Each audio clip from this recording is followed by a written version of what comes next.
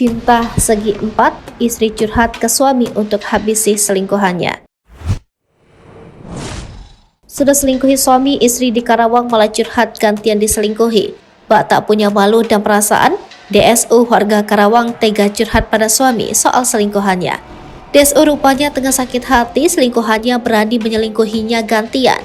Alhasil suami DSU, D alias Masto, membantu sang istri menghabisi Slamet Haryadi selingkuhannya. Jenazah Slamet Haryadi ditemukan dibuang di saluran irigasi di Desa Dawan Timur, Cibapek, Karawang.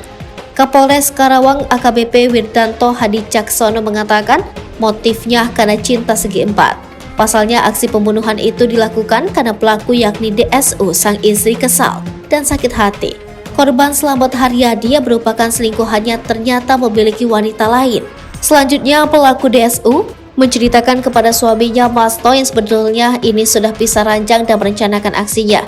Masto yang juga merasa sakit hati karena korban ini menjadi hambatan hubungan dengan istrinya, akhirnya bersepakat untuk merencanakan untuk menghabisi korban. Usai membuang jenazah korban, kedua pelaku kabur ke kampung halamannya ke daerah Kabupaten Ngawi, Jawa Timur.